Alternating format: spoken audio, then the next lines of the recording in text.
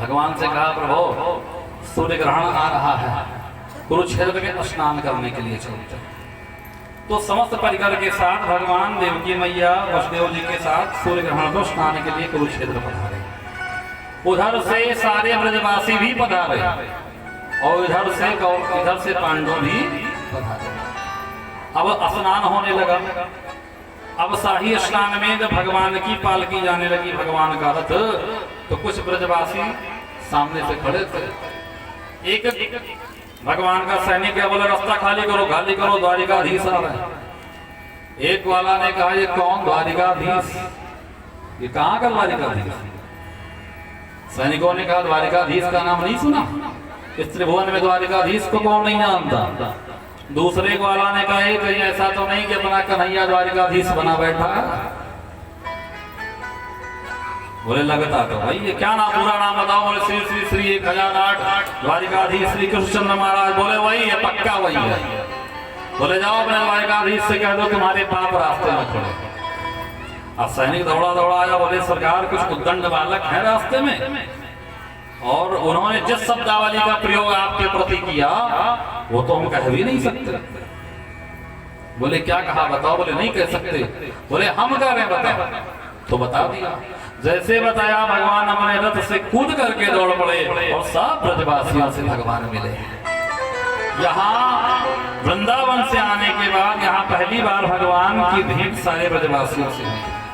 मैया यशोदा से मिले, नंद बाबा से मिले, ब्रजवासियों से मिले, राधा जी से मिले। रुक्मिणी ने भगवान से कहा प्रभु मैं कितनी भी आपके अर्धांगिनी हूं, लेकिन मेरा नाम आपके साथ नहीं लिया जाता। जिसको हो वो राधे कृष्ण ही कहते हैं। मैं भी जानना चाहती हूँ कि राधा है कौन, क्या मैं दर्शन कर सकती हूँ? भगवान ने कहा जाओ। रुक्मिणी जी गरम गरम दूध लेकर के गई। जैसे प्रवेश की, एक दिव्य सुंदरी सामने खड़ी थी, प्रणाम करने लगी। सुंदरी ने पकड़ लिया, महारानी क्या कर रही हैं? बोले आप राधा जी हैं। उसने कहा नहीं, हम तो राधा की अष्ट सखियों में एक सखी ललिता, आगे विशाखा मिलेंगी, आगे सखियां, और जो अष्टम द्वार होगा वहां राधिका जो आपको मिलेंगे। रुक्मिणी जी अंदर गई, राधा जी के पास दूध का ग्लास राधा जी को दिया। बोले राधे ये दूध ग्रहण करो। राधा जी ने कहा कि देवी बुरा मत मानना, जब से कन्हैया ब्रजमंडल को छोड़ करके गए हम ब्रजवासी दूध दही घी का पान करना ही बंद कर दिया। हम दूध नहीं पीते, नहीं करते। रुक्मिणी जी ने कहा ये दूध आपके लिए कन्हैया ने ही आपको भेजा है। जैसे कन्हैया नाम सुना गर्मा गर्म दूध राधा पी गई। रुक्मिणी जी जब लौट के आई तो भगवान के शरीर पे फफोले पड़े थे। रुक्मिणी जी ने कहा ये क्या हुआ सरकार, कहाँ आप जल गए? भगवान ने कहा देखो तुमने जो राधा को दूध पिलाया ना, उनके हृदय में मैं ही। राधा और कृष्ण दोनों अलग नहीं है, प्रत्यक्षम कृष्ण राधा कृष्ण दोनों एक ही है। राधा कृष्ण, कृष्ण राधा। प्रेम की परिपाटी को स्थापित करने के लिए कृष्ण ही राधा रूप में अवतरित हुए। आप देखें जब भगवान ने राम अवतार लिया तो लक्ष्मी जी सीता बन के आई। जब भगवान ने श्याम अवतार लिया तो लक्ष्मी जी रुक्मिणी बन के आई। फिर राधा कौन है? बोले ये भगवान की आह्लादनी है, ये भगवान की साक्षात प्रेमा स्वरूपणी सी। एक बार राधा जी के महिमा को, राधा जी के नाम को स्थापित करने के लिए भगवान सबने कहा राधा कौन, राधा कौन।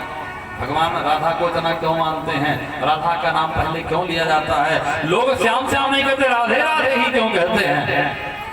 भगवान ने नारद जी से कहा नारद जी चलो परीक्षा कर लो सबकी। नारद जी ने कहा कैसे होगा? बोले हमारे पेट में बहुत भयानक दर्द है, जितने भी हमारे परिवारी जन हैं, मित्रगण हैं, सबके पास जाओ और जाकर के कहो कि अगर वो अपने चरणों की रज दे दें और वो रज हमारे माथे पे लग जाए तो हमारा दर्द समाप्त हो जाए। रुक्मिणी सत्यभामा के साथ सारी पटरानियों के पास नारद जी गए। श्याम सुंदर के पेट में बहुत दर्द है, अपने चरणों की रस दे दीजिए। सबने कहा भगवान के चरणों, भगवान के मस्तक पे अपने चरणों का रज लगवा करके नरक जाना है क्या? अरे वैद्य को बुलाओ, डॉक्टर को बुलाओ, दवाई कराओ, चरणों का रज नहीं दे सकती। सबने मना किया। नारद जी राधा जी के पास गए, राधा जी को बताया। राधा जी ने तुरंत अपने चरणों का रज हाथ में रख दिया। नारद जी ने कहा, राधिके तुम्हें दुख नहीं है, तुम्हें शोक नहीं है, तुम्हें भय नहीं है, तुम्हें क्षोभ नहीं है कि तुम नरक जाओगी। राधा जी ने कहा, नारद जी मेरे श्याम सुंदर के उदर का दर्द ठीक होना चाहिए। मैं 1000 बार नरक जाने के लिए तैयार हूँ, मैं 1000 बार नरक जाने के लिए तैयार हूँ। ये है राधा, ये अद्भुत प्रेम की परिपाटी को स्थापित करने के लिए कृष्ण ही स्वयं राधा। आनंद का पारावार नहीं रहा। वसुदेव जी ने यहाँ सुंदर यज्ञ कराया है। सब यज्ञ में सम्मिलित हुए, यज्ञ में सब लोग सम्मिलित हुए। देवकी मैया ने भगवान से कहा, लाला जितने ऋषि महर्षि आए हैं सब कह रहे हैं कि तूने अपने गुरु का बेटा लाके गुरु को दिया था, गुरु का बेटा लाके मरा हुआ बेटा उन्हें प्रदान किया था। भगवान ने कहा, हाँ। बोले तो हमारे भी 6 पुत्र मारे गए कंस के द्वारा, उन्हें भी लाके दे दो। भगवान गई और सबको ला करके भगवान ने माँ को प्रदान किया। और जैसे ही माँ के पयोधर माँ का ने अपने पयोधर से पय पान सबको कराया और सब भगवान के लोग को। आगे कृष्ण अर्जुन सुभद्रा, आगे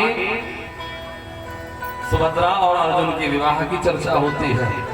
भोले बाबा तीनों देवों में कौन देव बड़ा है इसकी चर्चा होती है। आगे की कथा में सुखदेव जी परीक्षित से आगे कथा में सुखदेव जी परीक्षित से कहते हैं, परीक्षित पूछ लो जो पूछना। परीक्षित एक से बढ़कर एक प्रश्न करते जाते हैं, सुखदेव जी उसका उत्तर देते जाते हैं। अब भगवान को स्वधाम जाना हुआ। भगवान के परिवार की आबादी हो गई 56 करोड़। कितनी? 56 करोड़ आबादी हो गई। भगवान ने सोचा कि हम जाएं तो सबको साथ ले चलें, नहीं तो हमारे जाने के बाद ना जाने कौन सी उदंडता मचाएंगे। तो भगवान संयोगवश भगवान की संकल्प करते ही कुछ साधु आ गए द्वारिका के प्रभास क्षेत्र में चतुर्मास के लिए। भगवान के बेटों के मन में हुआ कि ये साधु लोग बिना मतलब हलवा पूड़ी हमेशा खाते रहते, कुछ आता जाता भी चल के देखा। तो साम बेटा था जामवंती का जो बड़ा ही सुंदर था, उसको साड़ी पहनाया गया, उसके पेट में कपड़ा लपेट दिया गया और सब लोग गए जा करके पंडित जी लोगों साधुओं से पूछते हैं, क्यों महाराज राम राम, भाभी को बेटा होगा कि बेटी? अब कोई आंख बंद करे, कोई नाक बंद करे, कोई कान बंद करे, कुछ हो तब ना बताओ। एक ने कहा, बच्चों, एक ऋषि समझ गए, बोले बच्चों उत्पात क्यों करते, चलो अपने अपने काम पे। भगवान के बच्चों ने कहा, आता जाता तो कुछ है नहीं, हमारे ऊपर भड़क रहे हो, जानते हो तो बताओ। दुर्वासा जी बैठे थे, बोले हम बताएं, बोले तुम बताओ। बोले तुम्हारे भाभी को ना बेटा होगा ना बेटी, अभी तो ऐसा मूसल होगा जिससे समस्त यदुवंश का संहार होगा।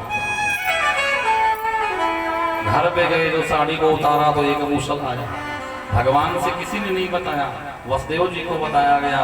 वसुदेव जी ने उसको पिसवा करके समुद्र में फेंकवा दिया और जो लोहे की कील बची उसे फेंक दिया गया। उस लोहे की कील को एक मछली निकल गई, जिसे एक मछुआरे ने पकड़ा, पेट फाड़ा, कील निकली तो उसी का सुंदर बाण बना दिया। इधर भगवान के जितने बच्चे बाल बच्चे हैं, बालक हैं, सब बड़े उद्दंड, सब एक दूसरे से लड़ने भिड़ने लगे। भगवान ने उद्धव से कहा, उद्धव अब हम भी जाएंगे और जाकर के प्रभास क्षेत्र में भजन पूजन करेंगे। उद्धव जी ने कहा, सरकार हम जान गए, आप हमें छोड़ के जाना चाहते हैं, हमें लेकर चलो। भगवान ने कहा, हम तुम्हें लेकर नहीं जा सकते, हमारी पादुका लो, ले जाकर के बद्री विशाल में इसे स्थापित करो। उद्धव जी ने कहा, तो हम अकेले कैसे रहेंगे? भगवान ने कहा, जैसे संत रहते हैं इसी तरह के लोग। दत्तात्रेय के 24 गुरुओं की व्याख्या की, उद्धव जी को समझाया। भगवान चले गए, उद्धव जी पादुका लेकर उधर चले गए। इधर भगवान के बच्चे मदिरा पान करके एक दूसरे से लड़ रहे हैं, भिड़ रहे हैं, सब एक दूसरे को मारने पीटने पे उतारू हो गए। भगवान समझाते तो उन्हें भी मारने दौड़ते।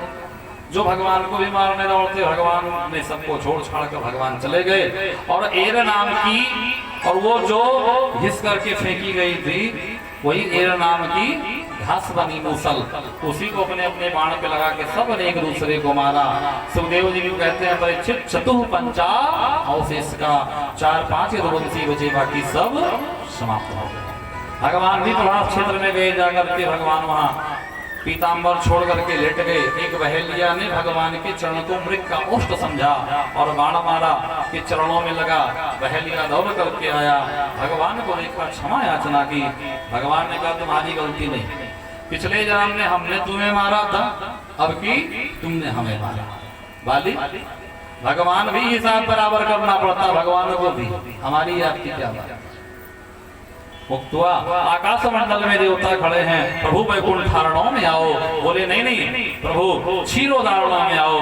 भगवान ने कहा नहीं, हम तो भागवत धारणों में जाएंगे। और एक तेज निकला और तेज पुंज निकल करके श्रीमद् भागवत में प्रवेश कर गया।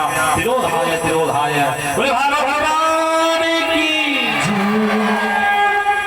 ये भागवत कोई पोथी नहीं है, कोई पत्रा नहीं है, साक्षात कृष्ण देव ही। श्रीमद् भागवत साक्षात भगवान कृष्ण का स्वरूप है।